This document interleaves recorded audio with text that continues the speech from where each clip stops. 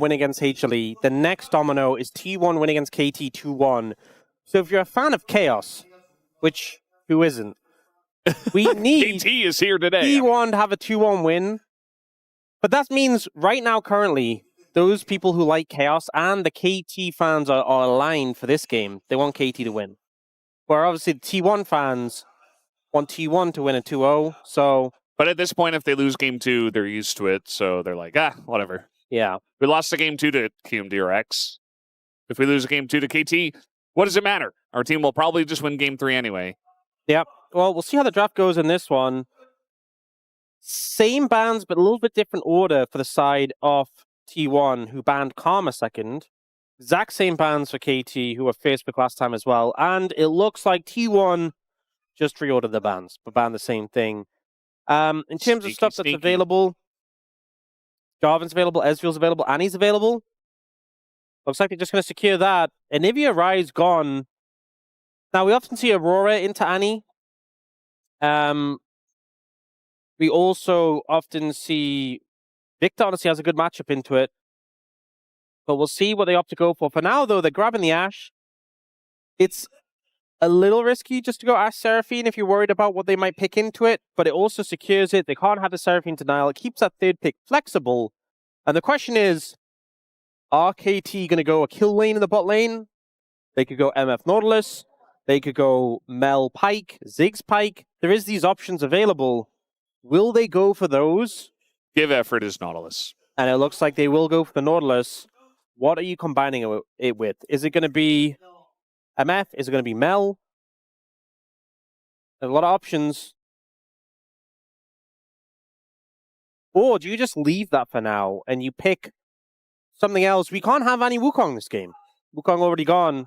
Yeah. That combination not available. You can have Annie Lee Sin. That is definitely a possibility. If Cuzz wants to try his hands, but Aiming's talking a lot, and they're okay, well, there's the Lee Sin. So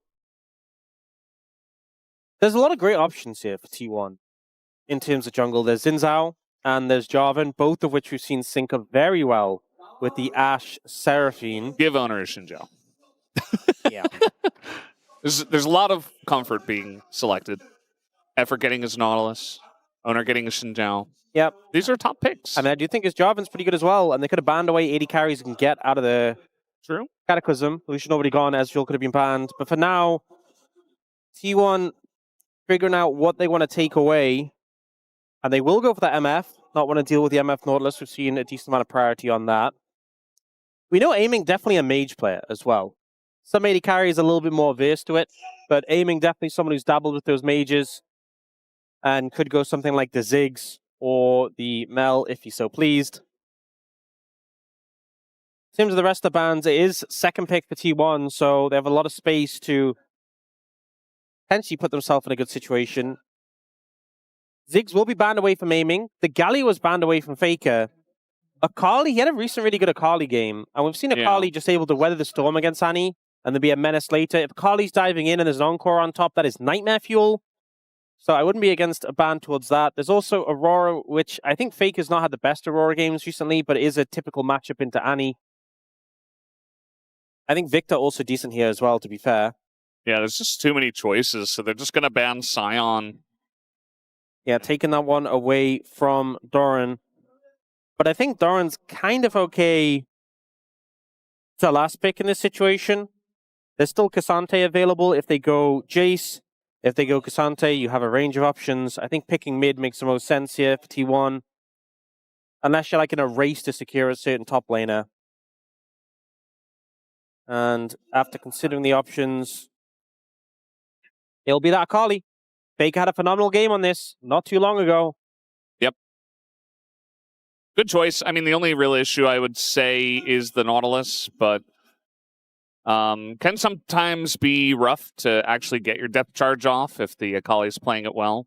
And maybe sometimes you can throw it in, the Akali's just too fast, doesn't matter. It really depends on the situation. There's the Mel. So that's going to be picked up with the Nautilus. And it's going to be that Jayce, so I expect the Cassante here for Doran. Yorick gone, Sion gone. unless you want to go a little bit wild, and the answer is no. I will say, though, K'Sante into this composition feels pretty insane. There's not a lot of sustained damage. That being said, Olaf also makes a lot of sense here. There's a lot of CC, which you're just going to ignore. They don't have the sustained damage to cut through you. I really like bruises with Seraphine. If you think of the death ball of this composition, 3 top laners who will be effectively bruisers. Akali kind of functions a bit as she's tanky enough, even though she's more of an assassin, but bulkier topside, and the Seraphine just AoE shields them, and the bot lane provides support. It's going to be difficult to deal with T1's composition if they get to the later stages of the game for KT. That being said, KT have a strong mid-jungle combo. They have a Jayce who should have the early advantage against the Olaf, and they have a kill lane on the bot lane. So I think KT pretty focused on how their early to mid game is going to go, but T1 in the 5v5s is scary stuff. Yeah, it's a bit of a different feel for their 5v5, but it's still kind of a 5v5 comp, just like game number 1. As it is Ati versus Agumon. Agumon is kind of the stand-in mascot of KT as it represents BDD. And Ati is he's taking a bite. As both these teams trying to get a chance at making it into the top 2 and skipping the first part of Road to MSI and just having a better seed. And it's definitely very important for your chances in this tournament. So, guys, we do have T1 versus KT Rolster game number 2. Let's hop onto the Rift.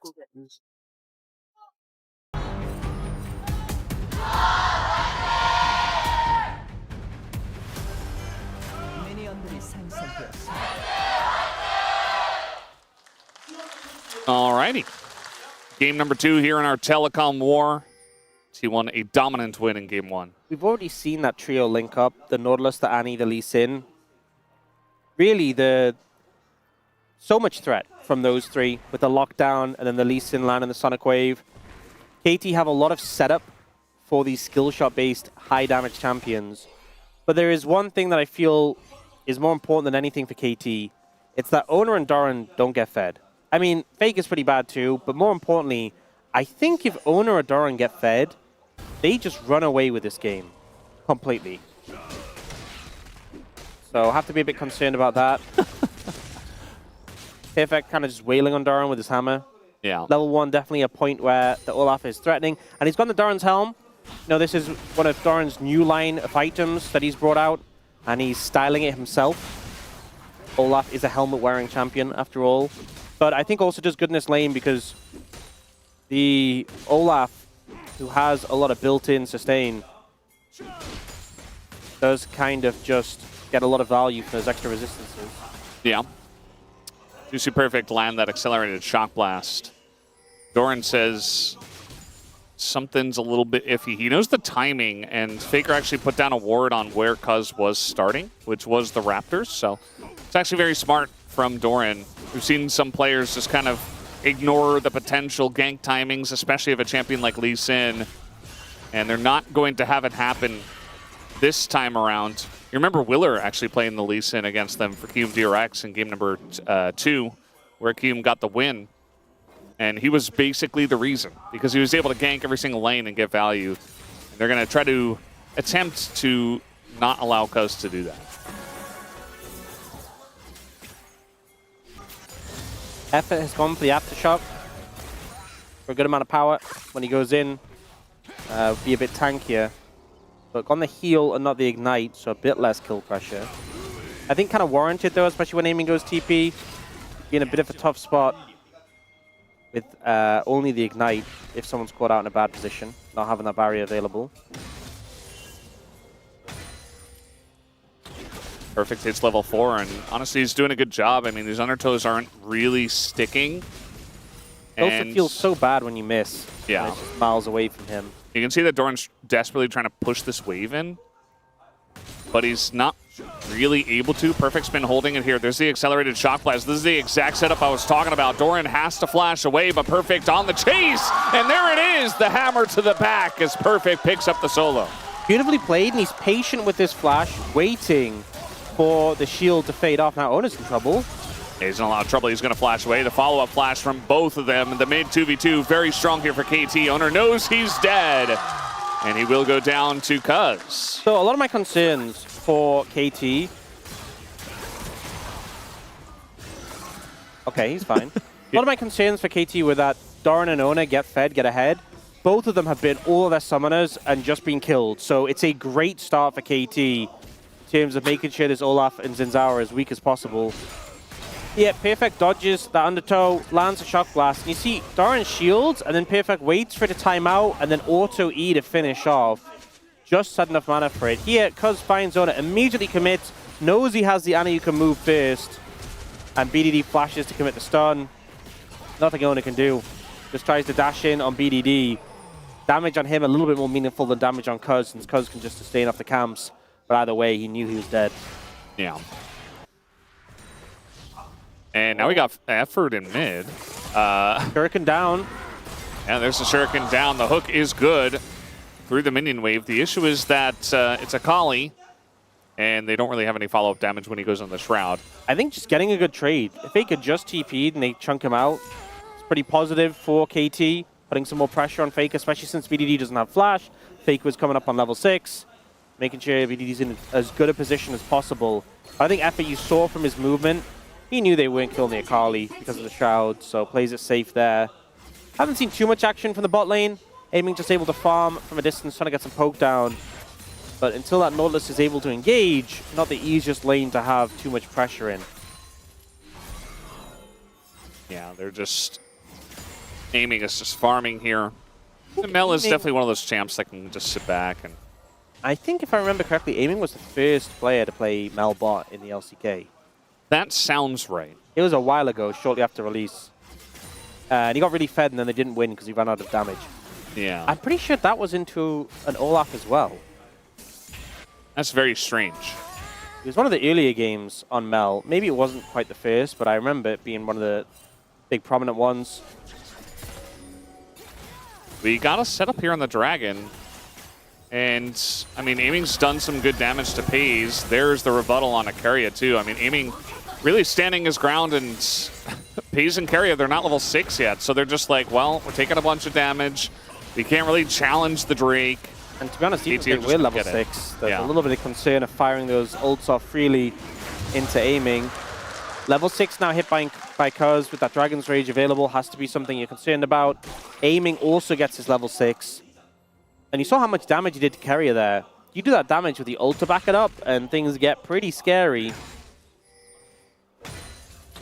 Have we seen an Olaf really pop off and, you know, get ahead and do, you know, as Atlas would say, what it says on the tin, right? Like what you're picking the Olaf for? Recently or ever?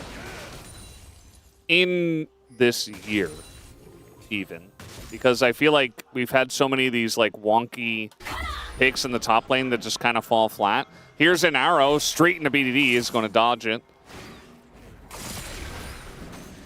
So that feels pretty good. I can't remember it off the top of my head. Just feels like a lot of times, you know, Olaf especially is the one where it's like you get behind and then a lot of times he runs in and then he runs out. And that is his job. Create space because you're behind and you don't actually deal damage. And you're not all that tanky either. From behind, that's what I'm talking about. As Effort and Cuzz sticking together. So I did find the game I was talking about. I'm going to hold that thought as we see Effort. Shroud is down. Effort does not have 6. We'll get away. But yeah, so the game was, it was last year's LCK Cup, and it was D+ against HLE. It was when Jayce kept playing Olaf, and Aiming went 6-2 and 4 but lost. And I remember they just kind of ran out of damage. It was when Showmaker played Kled mid as well.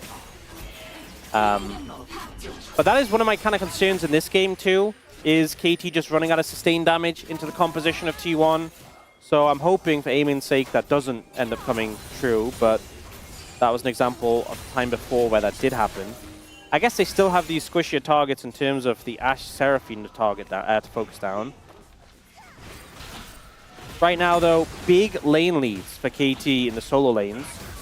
BDD getting some help from Effort, able to come out ahead over Faker, although Faker is just weathering the storm on this pick. Perfect though, sizably ahead of Doran. Doran, who only has his helmet and the plated steel caps. I feel like he should get a shoe line, if I'm being honest. It's a logical In League move. of Legends, or? It's a logical... Well, yeah, his items are in League of Legends. Yeah. It's a logical move. Like a whole line of items? That arrow? Just like he should get some shoes. Doran's... Oh, Doran's boots? Doran's boots, yeah. Okay, I see what you mean. Because I feel like... I mean, he's got kind of a monopoly on the starter items, and they're bought every game. But so are boots. It's a smart place to move into in terms of business. I actually agree. It's much better than one of those expensive, like, big items because they only get bought every so often. I'm getting a message from production. Doran's potion. I feel like depends what the potion does. One downside of, I mean, potions are pretty cheap. Nobody really cares about the potions either. Potions are pretty cheap as well. You don't make, because that's the thing as well with Doran's items. You can buy multiple of them. People buy Doran's items every game, but they aren't that expensive. Yeah. Boots are a bit more premium. You can definitely charge a bit more for them. They should speak to Boris about this. Yeah. Okay, Doran's just going to pull the trigger here. He says, I'm going to go in and die. And this is kind of what you have to do as Olaf. I mean, you don't have to run in and die. But, like, you're just bleeding, and there's no hope. So either you go in and try to make something happen, or you just fall even further behind. So it did allow him to recall lose. very quickly. Yeah. Great. Yeah. Cuzz is hanging around. I mean, they have a ward on him, and they're going to figure that out now. Oner is here. Could turn into something. And, I mean, we'll see what happens in this game because Perfect had a big lead on Yorick in game 1. That was Yorick.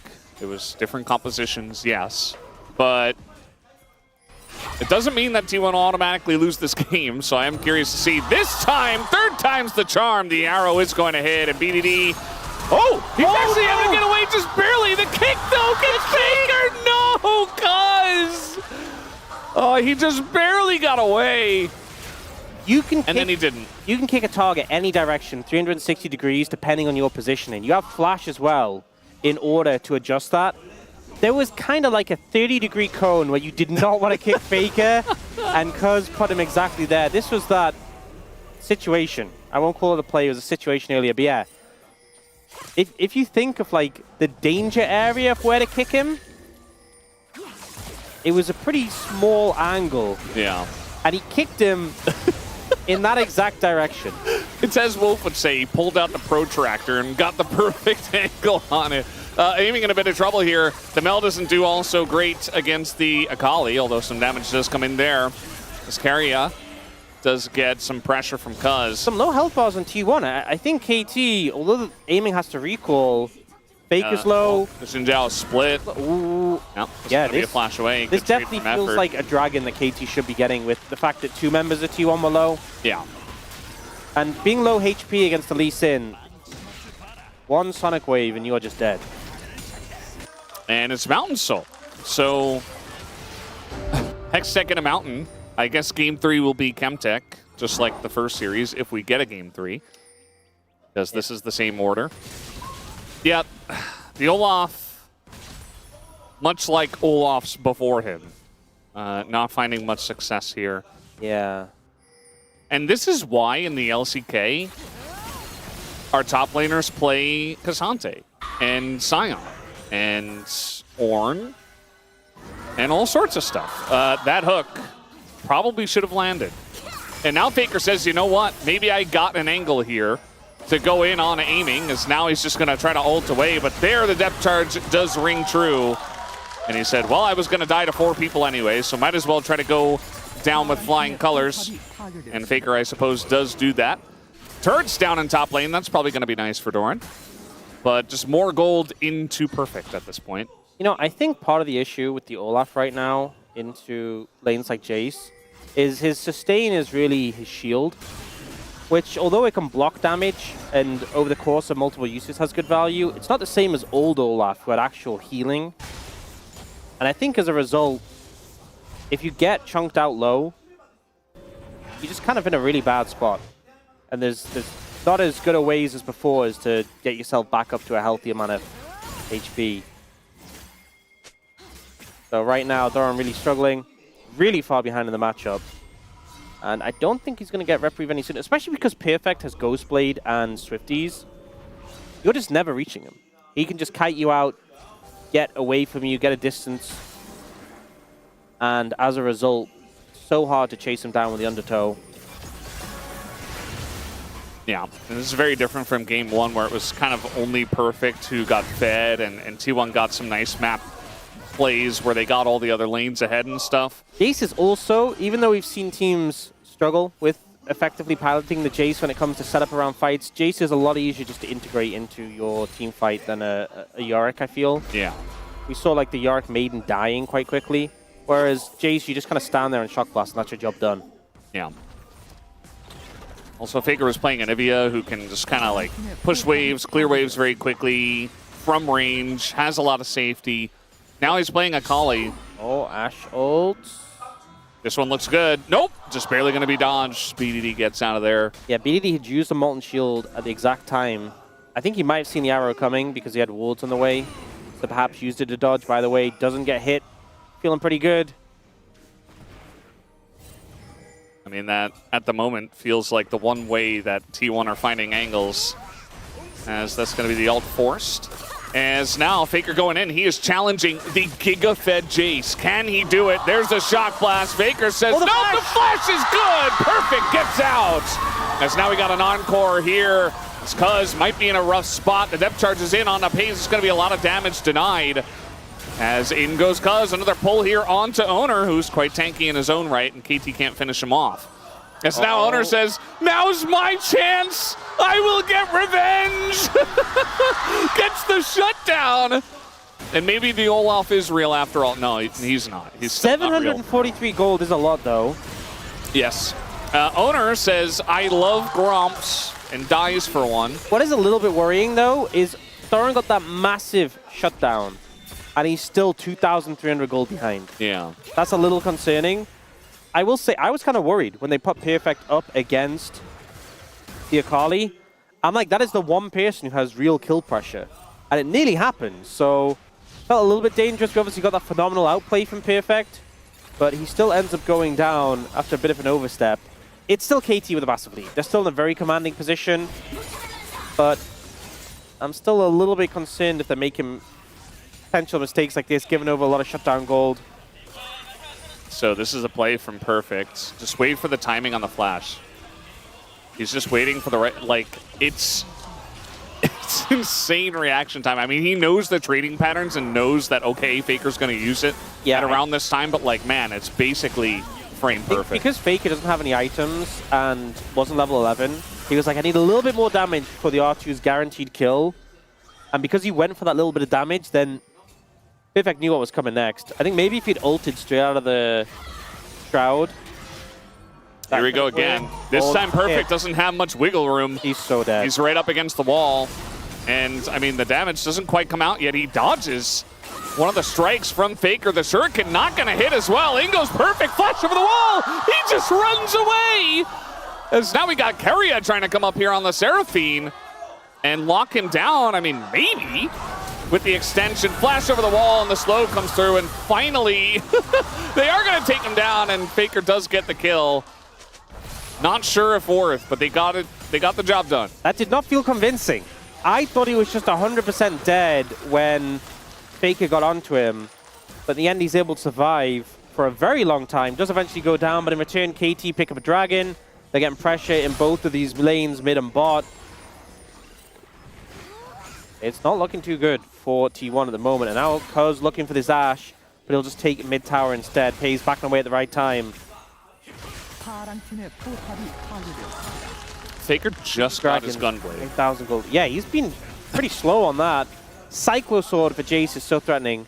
So the thing with this is, I think Faker should have connected the Shuriken while the Jayce was stunned. But he waits quite a while. And then it ends up getting blocked from a mini, maybe on cooldown. Potentially. Hard to know without seeing his CDs. We obviously didn't see what was happening before this play. And then Keria's like, do I have to do everything myself?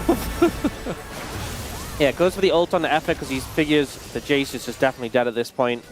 Trying to get another kill. Oh, Another arrow. Another arrow. And this is just, I mean, it's like the firing range. We're just down here hitting targets if we're Peyz. In goes Oner. And even Perfect's like, no, I got to respect that with Oner and Keria together. Perfect is doing a scary amount of damage. So it has to be played around. 3 minutes 30 until that next Mountain Dragon. And T1, that's a real big turning point in the game for them. Can they secure it? Right now, they are super far behind in terms of gold. Just going to throw everything into Doran. He is going to TP. We see that Jayce and Mel, perfect in aiming, were making their way down, so... Doran is just not getting much of a chance to play this game. And part of the problem as well, on top of this, is Fake is pretty far down in terms of farm. Not just in terms of compared to his lane opponent, but in terms of compared to like the AD carries. Like he has 150 CS to aimings, 200. If you actually look at the levels... Cuzz is going for this, actually. The kick onto the turret. There's the Sonic Wave landed. Faker says, okay, I'll throw out my ult now.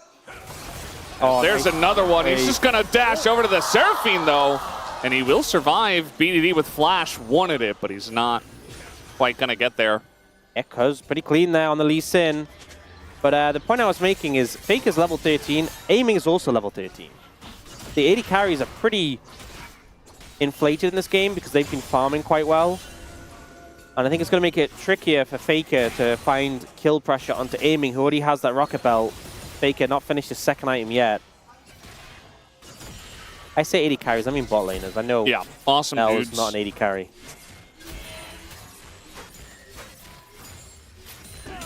That's what AD stands for. Awesome dude.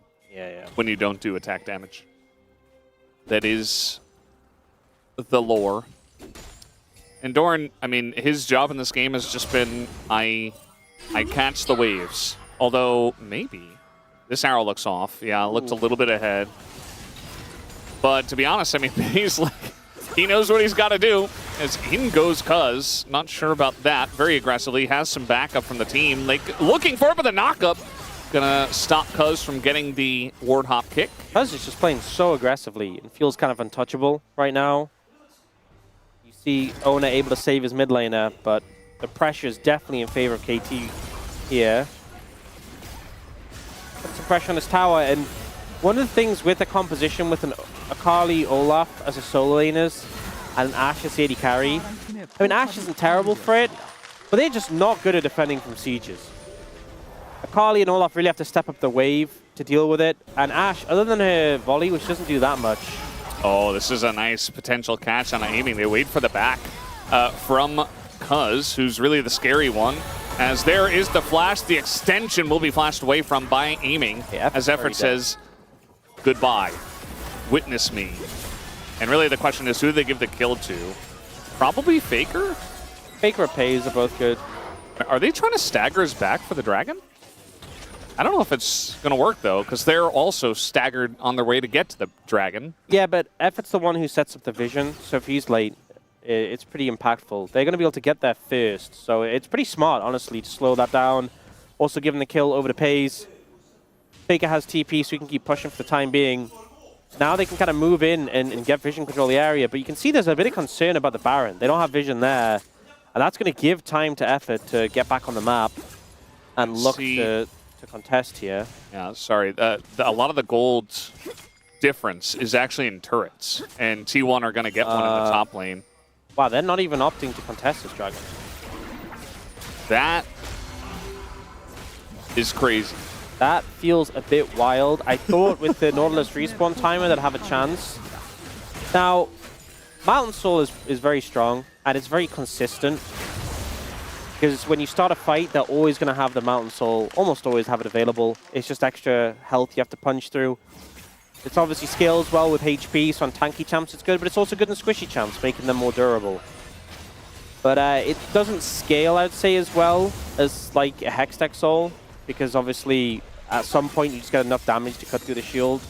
But it's still very good, it's still very strong. And Hextech Soul, like not scaling as well as Hextech Soul, is a pretty high bar, so it's crazy to me that T1 just don't contest it, but I guess they feel at a pretty weak point in the game. Yeah. And they opt to just give it over. I don't think Mountain Soul makes the game unwinnable. I mean, T1 wouldn't have given over if they thought that was the case. But it does make the game a lot harder from this point on. Especially situations like this, where Faker's trying to find a 1v1 against Perfect. Well, he's just going to go in for it anyway. The Shroud is there. There's the R1. He's looking for it. There's the cooldown. The flash again. As Perfect gets out of the way. And look at his HP. Mountain Soul did make the difference there. Actually kept him alive. So does make that 1v1 more difficult. And we just saw how that can change certain plays on its head. Imagine if Perfect had died. Yeah, Perfect survives, he TP's in. If Fake had gotten the kill, it could be the reversal, where Faker TP's in. And now Perfect has a massive shield as well. This is going to be difficult to approach.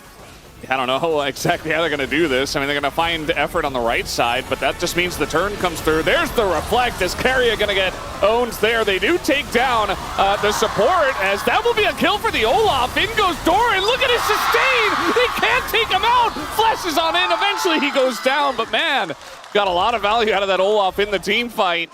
And Oner even gets away alive. And I think we're seeing what the fear of T1's composition really, what it could have been. Yeah. If they were closer in terms of gold. This Olaf in Xin Zhao, so hard to deal with for KT with limited sustained damage. And this is KT with a Mountain Soul, with the 3,500 gold advantage even after that fight. And still, it seemed difficult. We'll get a replay again of... It's a 5v4 as well, right? Yeah. So he knocks away Faker here. Faker gets in range to ult, though. And it's once again a flash from the R2. He's like, oh, so close. Is basically what he said. He was locked in that 1v1. You could see it on his face. And then going for this fight here, a lot of things go right for KT. They managed to rebut the Encore. That obviously has a good amount of value. Cuzz kicks the Ashe in, and they just delete Peyz. But the Olaf, they just don't quite have the damage to finish him off. And he, considering this is a very behind Olaf, it's worrisome for what he could have been. They're just doing Baron again. Hawkshot spotted this. This feels risky. It feels like they want to force the TP. Oh my god, that damage. My god. That Jayce does things. It feels like they want to force a TP from Faker, but they don't have anyone on the Baron right now apart from Cuzz, and his damage is half since he's tanking it. It is going down gradually with some poke from aiming. Oh, he's like dead. I mean, he's not a champion right now, and that's going to prompt the TP in effort super low himself. But now Doran in the front line, that's going to be the charm on a 2 as he is going on in. They take out BDD, and the Olaf again! Massive value in the back line! And look at this triple kill for Doran! And it just allows the rest of T1 to clean up. This Perfect is alone. In goes Faker with the R2. He's going to get over the wall.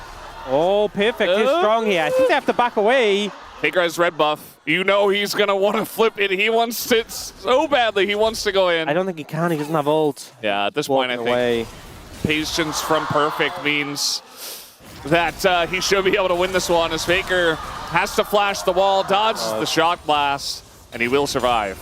Considering the advantages KT had going into that fight and in this game, it is crazy how Doran is getting so much value. This is why you can pick the Olaf here, even though he had a terrible lane, if we're being honest. Yeah. The value in this team fight, the healing from the Seraphine, and then the healing he gets in the fight, it's just kind of insane. Able to sustain for so long. Yeah, and you were talking about the comp as well. Like, they're trying so hard to focus the Olaf that the Akali and Zhao do so much because they're not being focused. So you can only choose one target, really. Faker's really slippery on the Akali. They're trying to burst down the Olaf, but it's really difficult. And so all of that extra damage from the other two bruisers / assassins with the Akali, it's just huge. As third time is the charm, says KT Rolster. We're doing it again. We're just going to start the Baron. And what are you going to do about it? I mean, Doran might have to TP into this one. He is backing away, has that secondary TP available. There it is. Picks up Death's Dance. And KT, I mean, he's going to be a menace. They've got a lot of damage already onto this Baron. I don't think T1 can really get in here. The knock up, the kick away from that one, as we got a fight already brewing. And yes, they're going to get the Baron, but what about the fight as Everybody on the side of KT is just trying to run away. Cuzz goes down. Oner is going to try to take it up. Gets the Nagam into 2. And it is just a massacre for the rest of KT. Only BDD gets away. And the Elder is about to spawn. T1 have truly outscaled KT at this point. And KT, who are looking to get the series win here to bolster their position in the standings, are in a really tough spot now. They just don't have the damage to cut through them. And this is kind of feeling reminiscent of that Mel game I was talking about from aiming before, where they just did not have the damage to cut through the Olaf. Doran is so strong right now. It's also a little bit reminiscent of the time that KT was massively ahead and they couldn't end the game. Obviously, the comp's wildly different. You bringing that up again? Yes, I am. KT, they just can't, even with big wins against T1, they just can't seem to figure it out. They just can't deal with the Olaf. Look at him go. Look at the amount of healing he ends up getting here from both the Seraphine and his passive. It's just kind of disgusting. Yeah. Faker goes in, does a ton of damage, goes golden, and Doran's unkillable. Like, I don't know. I don't know what they do. Elder's up here for 2 minutes now. And I mean, T1 already have so much kill threat in those crazy fights. Keep in mind that KT, that was the 3rd time they started Baron and said, okay, come at us, T1. Like, you will be forced to fight us on Baron. And T1 are like, oh, okay, I guess so. Sure. Keeps on going pretty well for T1 every time. 3rd time was not the charm.